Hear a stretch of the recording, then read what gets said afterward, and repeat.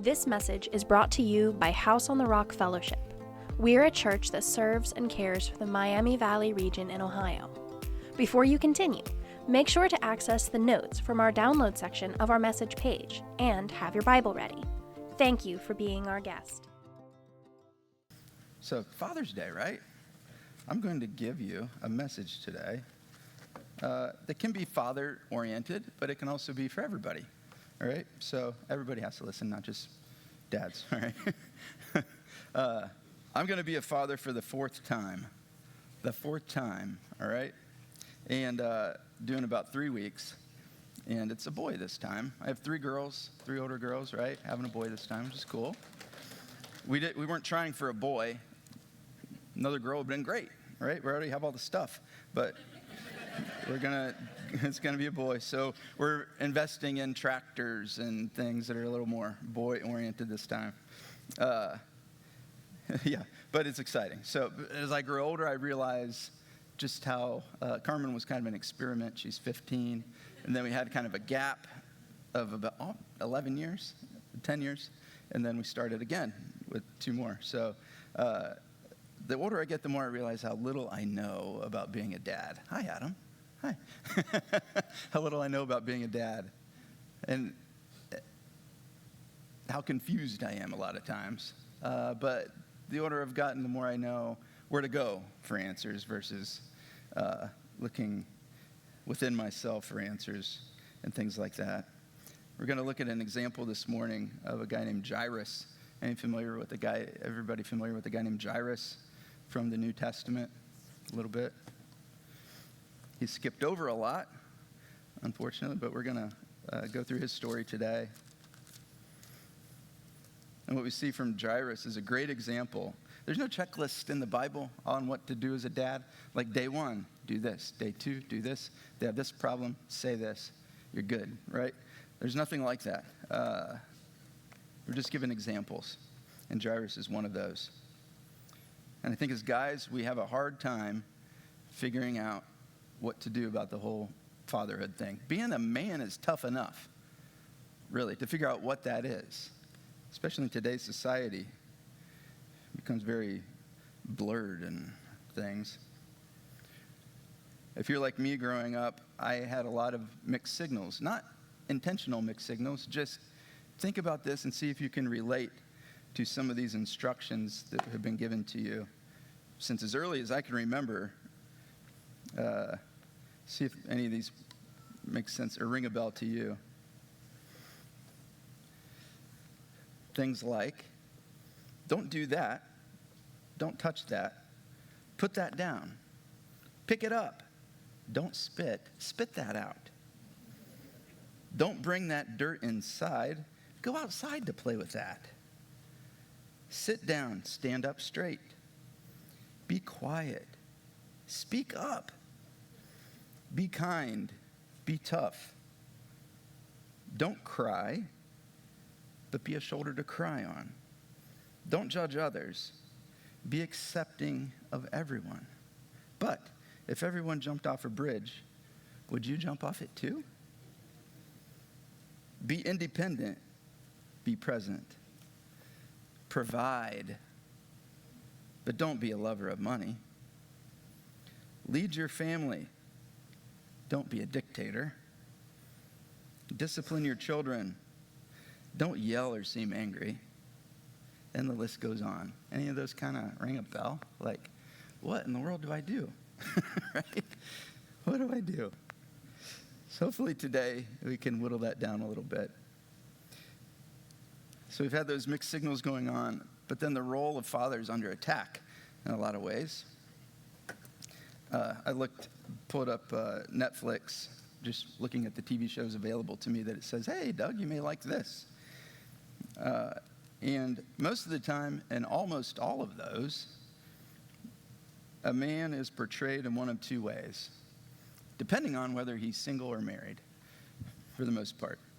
There's some exceptions here and there, but we have the option A, which is the sitcom dad, he's kind of aloof. He likes football games, and he causes a lot of trouble, and he's not real bright, but he does his thing, and the mom comes along and fixes all his problems, right? One of our favorite shows growing up, when the girls were growing up, batch A of girls were growing up, was Good Luck Charlie. Anybody ever watch Good Luck Charlie on Disney? Love that show. It was awesome. Really funny. Great show. But the dad was kind of a bumbling idiot a little bit. Bob was his name. He was an exterminator. And Bob always was into problems. Then there's the other option, which is think of James Bond type of guy, right? The James Bond kind of guy. He's single. He's successful. He's a problem solver.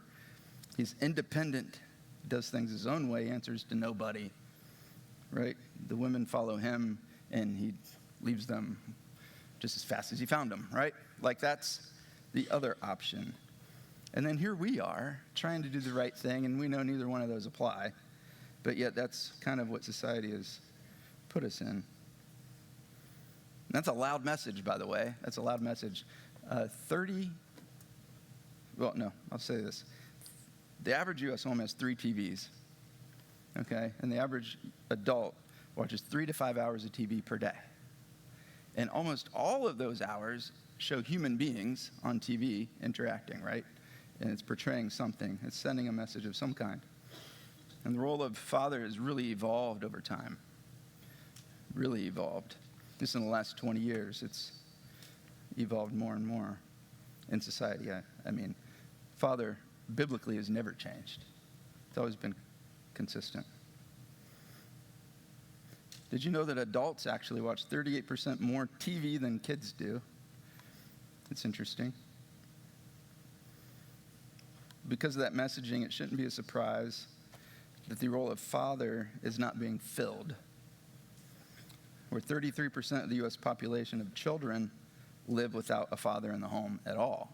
Not meaning like the parents don't live together. I'm meaning he's not around. He's not around. 33% of the U.S. population of kids. And it's way higher than that when you think about the number of dads who are just absent. They checked out a long time ago. They're not sure what to do. They checked out, right? And they've escaped with things like drugs, alcohol, pornography, gambling, and yeah, even video games. Even video games. So let's generalize to God's word, the only source of truth, and let's look at an example of a guy named Jairus. All right? I'm going to be reading in Luke chapter 8. This will be verses 40 through 56. And you probably have heard this story before, at least the middle of it, but Jairus' story is stacked on the beginning and at the end. To be honest, I've never read about Jairus until about 2 weeks ago. But even though I've read this story before. So I'm going to start reading. What we'll do, I'll just read through it, and then we'll go back and make some observations about Jairus' story.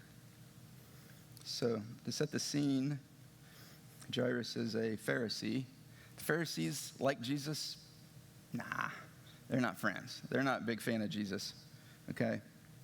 But Jesus is coming to town, primarily a town mostly Pharisees. And Jairus was a leader in a synagogue. And I'll start reading. So it says, "Now when Jesus returned, the crowd welcomed him, for they were all waiting for him. And there came a man named Jairus, who was a ruler of the synagogue. And falling at Jesus' feet, he implored him to come to his house. For he had only a daughter, about 12 years of age, and she was dying.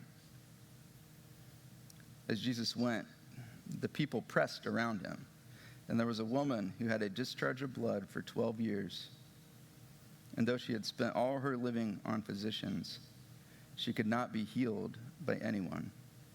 She came up behind him and touched the fringe of his garment, and immediately her discharge of blood ceased. And Jesus said, 'Who was it that touched me?' When all denied it, Peter said, 'Master, the crowds surround you and are pressing in on you.' But Jesus said, 'Someone touched me, for I perceive that power has gone out from me.' And when the woman saw that she was not hidden, she came trembling, and falling down before him, declared in the presence of all the people why she had touched him, and how she had been immediately healed. And he said to her, "Daughter, your faith has made you well. Go in peace." While he was still speaking, someone from the ruler's house came. This is Jairus' house. Came and said, "Your daughter is dead. Do not trouble the teacher anymore." But Jesus, on hearing this, answered him, "Do not fear, only believe, and she will be well." And when he came to the house, he allowed no one to enter with him except Peter and John and James and the father and mother of the child. And all were weeping and mourning for her, but he said, "Do not weep, for she is not dead, but sleeping." And they laughed at him, knowing that she was dead. But taking her by the hand, he called, saying, "Child, arise." And her spirit returned, and she got up at once. And he directed that something should be given to her to eat. And her parents were amazed, but he charged them not to tell anyone what had happened. So there's the story. My daughter's 12 years old. I have a daughter 12 years old. Couldn't imagine what would happen, what I would feel if she were dying, right? What's our first instinct when someone around us is dying like that or have a situation like that? I'd probably Google it. How do I fix it? Who's the doctor I need to go see to get this thing taken care of, right? That's probably the first instinct I would have, if I'm being honest. Where did Jairus go? He went to the feet of Jesus. It points out how the lady saw every physician she possibly could. It doesn't say that necessarily about Jairus and his daughter. He went to the feet of Jesus. He had a life or death sense of urgency when it came to praying for his family. He went to the feet of Jesus. How do we get to the feet of Jesus now? Jesus isn't standing up here, right? But prayer. Jesus is just as close to us now as he was to Jairus then, through prayer. You also have to keep in mind that when Jairus did this, what he did was he made a decision. He's a Pharisee, a leader in a church that does not like Jesus very much. And he went to a crowd of people who probably knew who he was, went through the crowd, went on his feet, went to his knees right before Jesus. It took some guts to do that, I would say.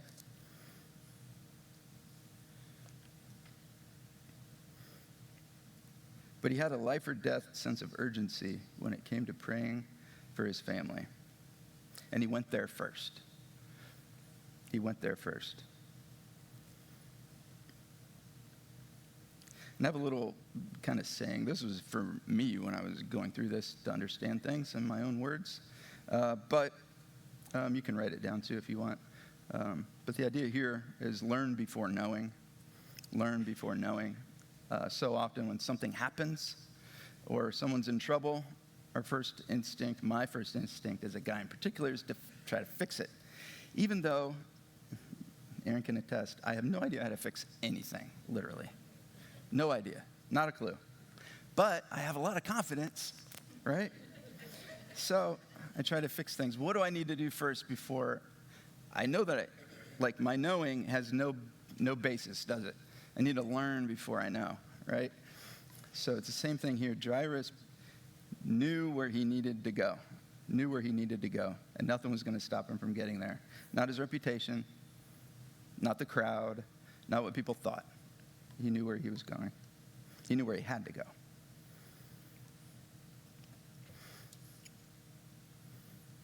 So I'm going to read just a little bit more, and we'll make some other observations.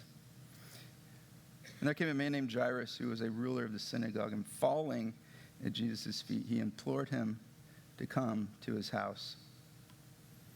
For he had only one daughter, about 12 years of age, and she was dying. Then what happened? As Jesus went, the people pressed around him. He kind of ignores him, right?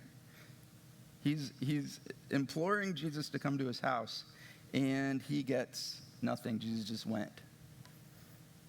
Jesus just went.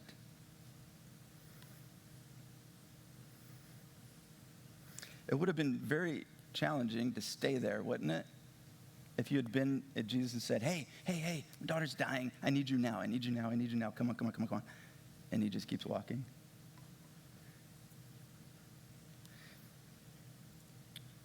I think it would have been hard not to go, okay, well, heck with that. I'll go do my own thing, right? Patience before escape. Patience before escape. We don't like waiting very much when we pray for something. A lot of times I'll pray for something once. I did it. Got that prayer in. We're good now. He heard it, so there we go, right? He maintained his presence with Jesus, even in an uncomfortable, challenging situation. Why? Because it wasn't about him. It wasn't about Jairus, was it? It wasn't about him. It was about his daughter. And that he had patience for. Patience before escape. Patience before escape. As we read on, it says, as Jesus went, the people pressed around him. There were a lot of people. I don't know how many people. Just a little bit later, Jesus feeds 5,000 people. A couple paragraphs later, after sending out the 12 disciples, he's got a following at this point. There wasn't 5 people there. It was a crowd pressed around him. What's interesting is Jairus, even though he was known to be against Jesus and not a big fan, he not only went before Jesus, but he went before Jesus in front of others to say, I need help. I need help, and I need it now. That is hard to do, but it's necessary to do. That there's to be a solution. I know times in my life where I have needed to change something from negative to positive. Erin may be on, my wife may be on me about, this or that. If I have a plan, that's about as good as the toilet paper I wrote it on, okay? My plan is worthless, okay? Worthless. However, if I have a plan that is conjured up in the presence of others, it's prayed about, other people know about it, the prayer's known, the situation's known, that's a whole different situation. Whole different situation. A man with a plan on his own isn't very good, but a man on his knees in front of Jesus, in front of others, now we're getting somewhere. That is for sure. Even though, let's keep reading. I have my little note to myself was humility before solution. Humility before solution. Usually think, again, that we can solve our own problems. But humility before solution.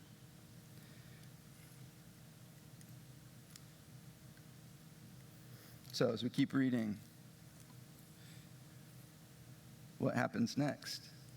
Not only does Jesus kind of blow him off, but he ended up healing another person. The person over here was healed just by touching his garment. That's all she was doing, touching his garment. And she got healed. And Jairus is kind of ignored. I think if I were him, I would reach out and try to touch the garment, wouldn't you? If you were there and she was healed, I would try to reach out and touch it. And maybe he did. But was it touching the garment that healed her? No, not really. It was her faith that made her well. And that was a teaching moment in front of Jairus that Jesus had with the woman when he said, "Who was it that touched me?" Jesus knew Jairus was there, right? When all denied it, Peter said, "Master, the crowds surround you and are pressing in on you. We better think about getting out of here." Jesus said, "Someone touched me, for I perceive that power has gone out of me." And when the woman saw that she was not hidden, she came trembling, falling down before him, and declared in the presence of all the people why she had touched him. Key, declared in the presence of all the people why she had touched him, and how she had been immediately healed.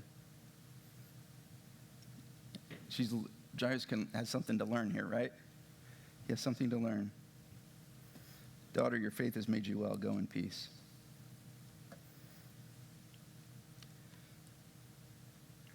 I think he may have been a little upset, Jairus, but he didn't let his emotions take control.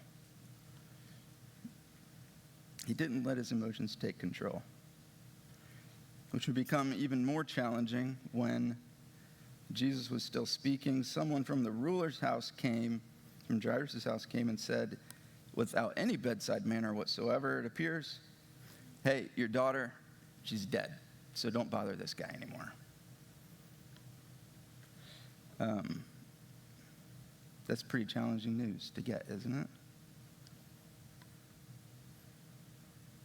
He laid down in front of Jesus everything he needed, his concerns, then to hear, "Hey, your daughter, she died." Not his happiest moment, I'm sure. But yet he didn't let his emotions take control. He stayed next to Jesus, even during the worst news he possibly could ever imagine. He stayed there, even though Jesus seemed indifferent at the time. Matter of fact, he healed someone else, but not him, and then he got the news. But Jesus does speak to him, right? He only talks to him once in this whole thing. And actually, he's kind of addressing the servant, the messenger, not Jairus directly even, when he says, "Do not fear, only believe, and she will be well." Do not fear, only believe, and she will be well.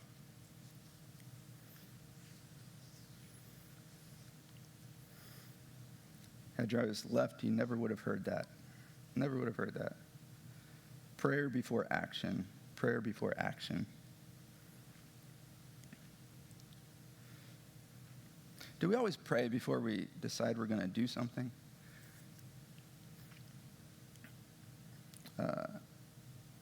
Or what are those moments in your life? I have them where my emotions got out of control and I made choices and decisions that had consequences and impact, right?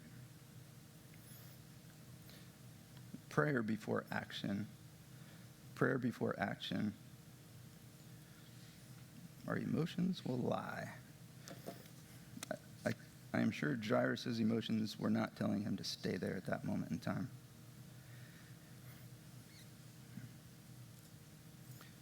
All right.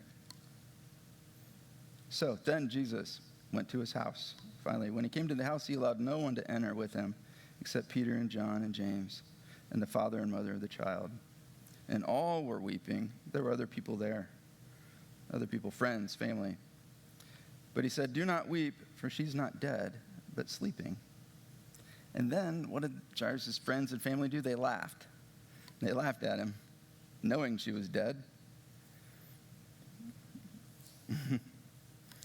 Learn before knowing, right?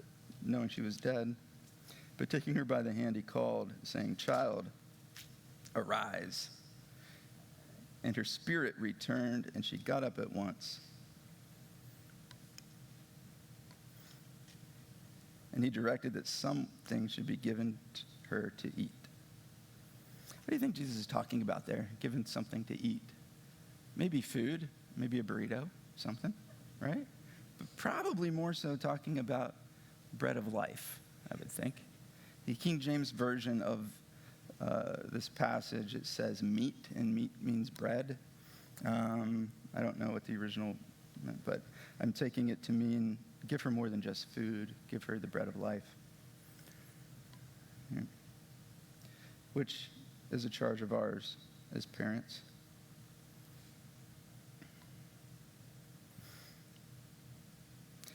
Interesting thing about kids, they don't really do what we say,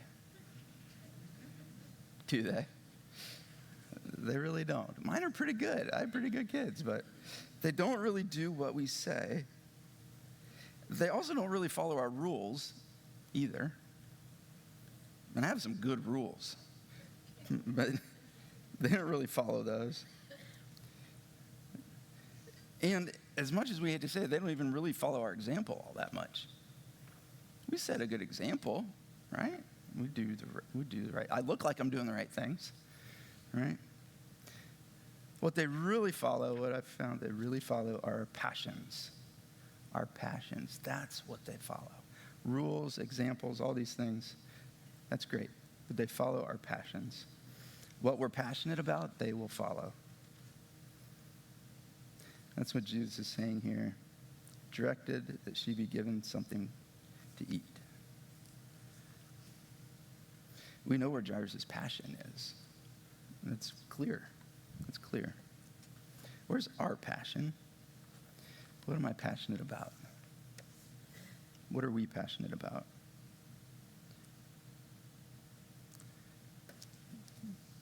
It's one of the prayers I have.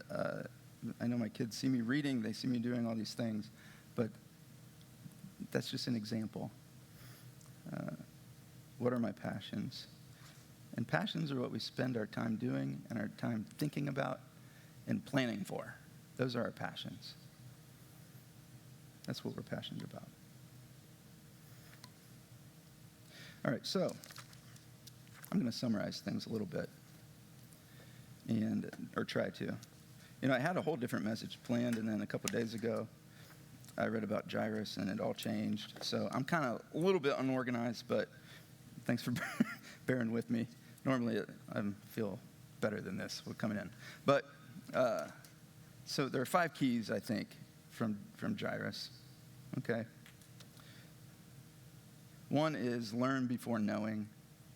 Learning before knowing. Especially in conversations, communication is so important with others. And to learn before you know. Learn before you know. Especially if you're married, learn about your spouse before you think you know them, right? Learn. Taking things to God. Learn before knowing. Next one, patience before escape. Patience before escape. As guys, we really like to escape. We're good at it. We create hobbies and all kinds of things to go out in the woods and stand around, right? Like, we're really good at it. But when we have patience, what patience means is we can escape in chaotic moments. That's what that means. We can escape in chaotic moments. That's patience. That's patience. Next, humility before solution.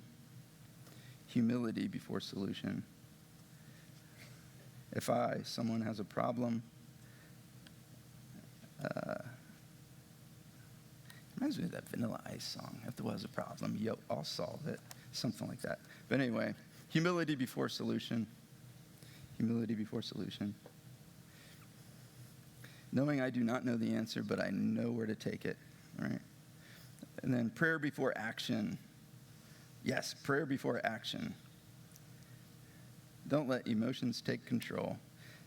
Remember, Jairus, throughout this entire passage, Jesus only kind of spoke to him once. Kind of. Only once. Be patient in prayer before action. And then presence before achievement. I don't think I went through that one. Presence before achievement.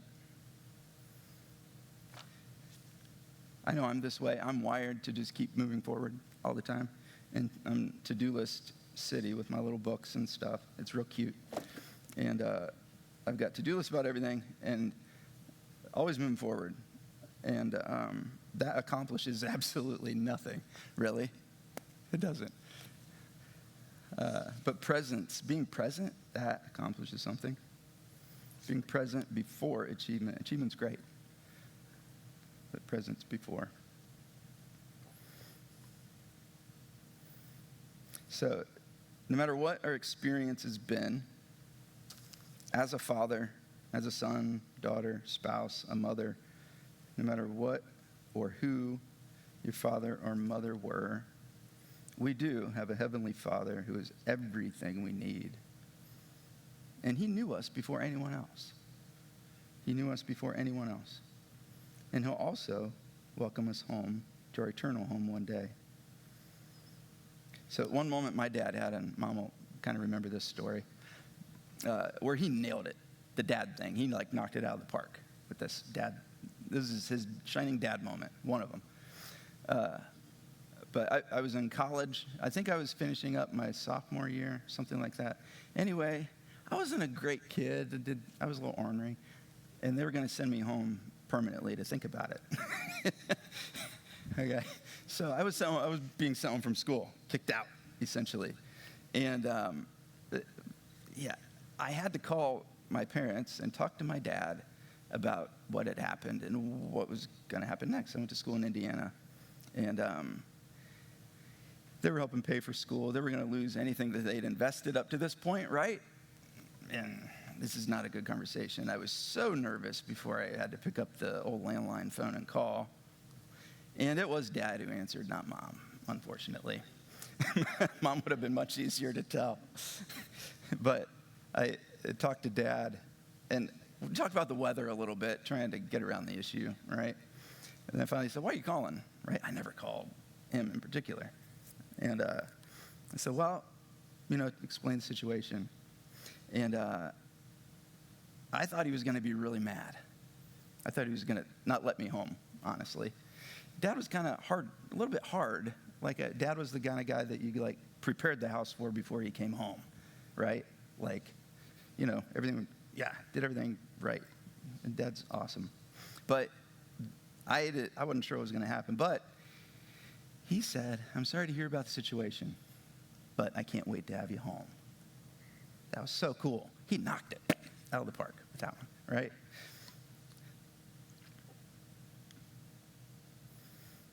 So we're going to have the band come back up. Or the artist, as Paul would say. As we continue worshiping this morning, think about this. There isn't anything that can't go before the Father.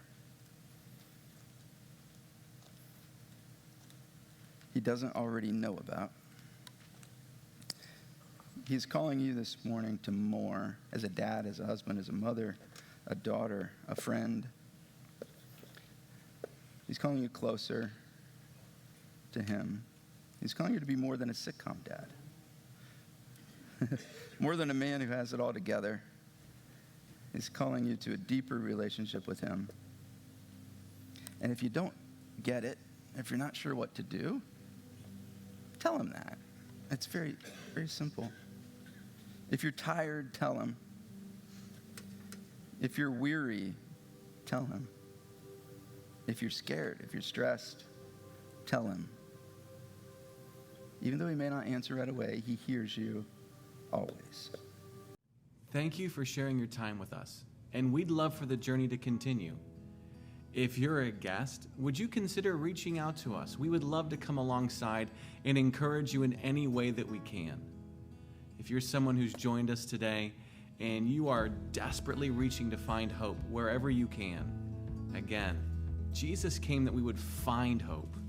You can find hope today.